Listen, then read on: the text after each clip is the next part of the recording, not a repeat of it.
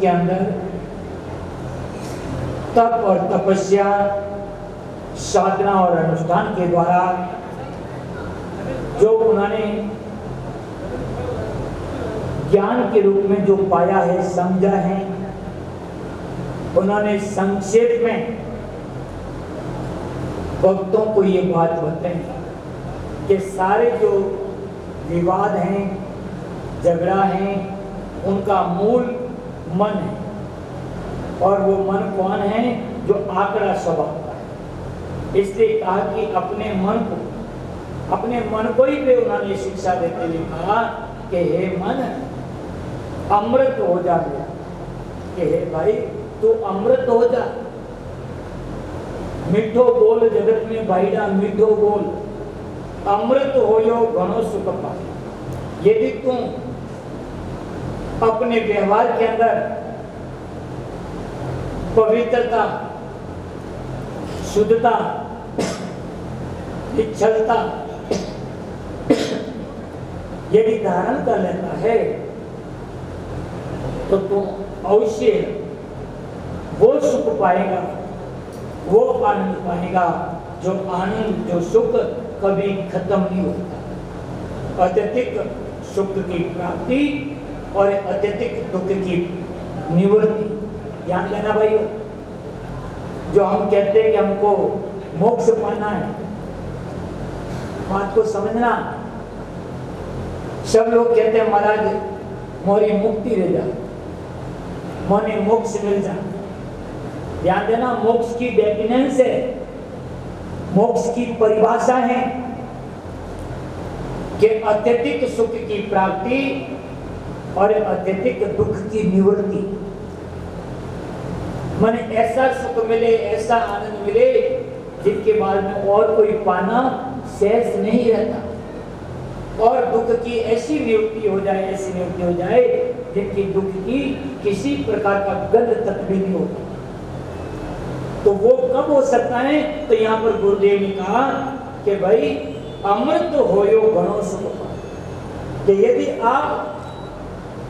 हम अपने मन को, आंकड़ा स्वभाव वाले इस मन को यदि हम अमृत रूप में डाल देते हैं तो हम वो सुख पाते हैं जो कभी खत्म नहीं होता। अत्यधिक सुख की प्राप्ति और अत्यधिक दुख की निवृत्ति, जो मोक्ष की डेफिनेशन है, मोक्ष की परिभाषा है, वो हमें प्राप्त होता है। और उसका एकमात्र प्राप्त करने का साधन बताया है गुरुदेव ने कि श्री गुरु चरणों रे माई। वो यदि अपने आप का मोक्ष चाहते हैं, अपने आप का भला चाहते हैं, तो गुरुदेव के चरणों का आप सहारा, और कोई रास्ता नहीं है। इसलिए मैंने आज के इस भजन संध्या के प्रारंभ के अंदर कहा कि हमें हमारी ये भारत सरकार और राज्य सरकार ये आषाढ़ सुदी पूर्णिमा, जो गुरु पूर्णिमा है, ये अवकाश के रूप में घोषित किया था। राष्ट्रीय अवकाश घोषित किया था, राज्य अवकाश घोषित किया था। एक बार तो शायद राज्य सरकार ने अवकाश घोषित किया था, एक बार ही किया था राज्य सरकार, जिला कलेक्टर किया। जिला कलेक्टर ने स्थानीय अवकाश के रूप में एक बार घोषणा की और अवकाश था, परंतु हम अपने राष्ट्रीय अवकाश की हम यहाँ पर चर्चा कर रहे हैं और करनी पड़ेगी। वो केवल श्री गुरु चरणों रे माई, जो हमें अत्यधिक सुख की प्राप्ति करनी। हर व्यक्ति चाहता है कि हमें सुख मिले और ऐसा सुख मिले जो दुख, वो सुख कभी खत्म नहीं हो रही, जो स्थायी हो गए, चिर स्थायी जो सुख शांति आनंद हम चाहते हैं, वो केवल गुरुदेव के चरणों में ही प्राप्त हो सकता है।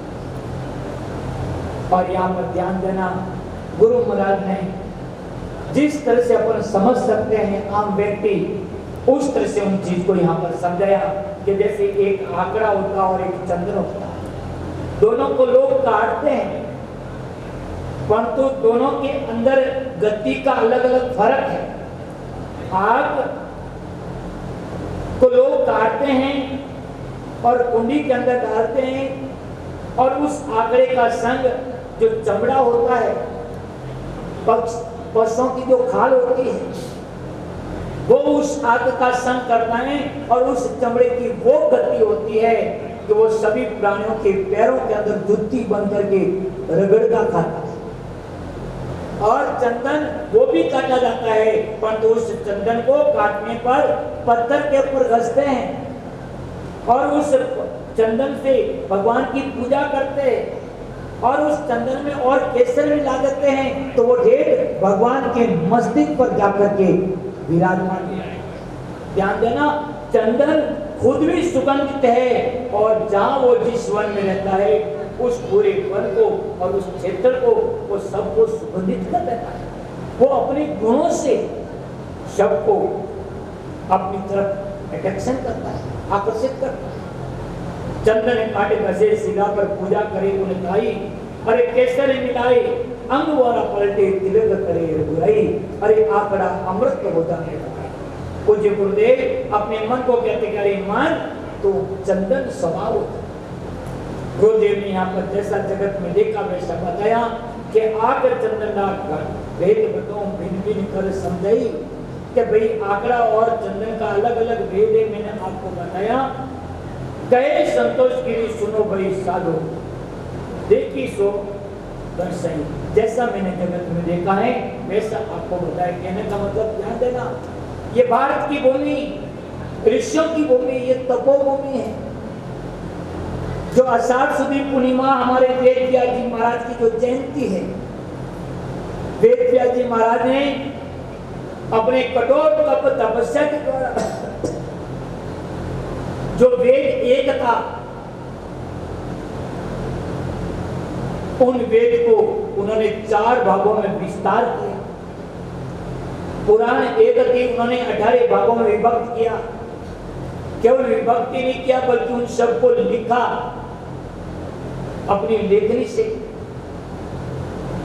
महाभारत जैसे पंचम वेद जिसमें श्रीमद् भगवद गीता जैसे ग्रंथ है उसकी रचना की, और भी बहुत सारे उन्होंने ग्रंथों की रचना की। उस वेद व्यास जी ने संपूर्ण विश्व को एक ज्ञान, एक विद्या प्रसार का ध्यान रखना, सबको यहाँ पर ज्ञान यहाँ पर पढ़ाना है। इसलिए आज संपूर्ण विश्व आज के आषाढ़ शुद्ध पूर्णिमा के दिन हमारी सनातन परंपरा में वेद व्यास जी महाराज को गुरु पूर्णिमा के रूप में, और जिन जिन से भी हमने ज्ञान प्राप्त किया वो ज्ञान हम प्राप्त किया, उनके प्रति हम अपनी कृतज्ञता के रूप में पूजन आदि करके भाव अभिव्यक्त करते हैं। ध्यान देना, इस साल, इस वर्ष 2023 के अंदर अधिक मास है और वो अधिक मास श्रावण मास है। और इस श्रावण मास और अधिक मास में इस बार जो मेरा चातुर्मास है, सांचौर के अंदर माली समाज सांचौर चित्रवाला, उनके द्वारा माली समाज धर्मशाला के अंदर त्रिमासिक चातुर्मास का वहां पर श्रीमद् भगवद गीता, शिव पुराण, भागवत आदि अपने आध्यात्मिक वेदांत ग्रंथों के ऊपर 3 महीने तक वहां पर प्रवचन होगा और वो समस्त प्रवचन YouTube चैनल पर लाइव प्रसारित किया जाएगा। कथा का हमारा समय दोपहर को 12:15 बजे से 4:15 बजे तक लगातार कथा चलेंगी। श्रीमद् भगवद गीता और शिव पुराण इस श्रावण मास के अंदर, अधिक मास के अंदर चलेंगी। फिर बाद में भागवत को भी लेंगे। इस तरह से चातुर्मास के अंदर ये कथा प्रवचन है। आप सभी लोग उस कथा को भी, जिस तरह से पिछली बार भी लोगों ने खूब चातुर्मास के कार्यक्रम को लाइव प्रसारण देखते रहे, सत्संग प्रवचन सुनते रहे, इस बार भी सभी भक्त लोग उसको इस चैनल के सारे द्वारा आप अपने मोबाइल में कथा प्रवचन सुन सकते हैं। इसी के साथ में हम अपने 11 शिलाजी भाई साहब से कहेंगे कि आप अपने भजन को आप जारी रखें इस बार गुरु पूर्णिमा की मां प्रसादी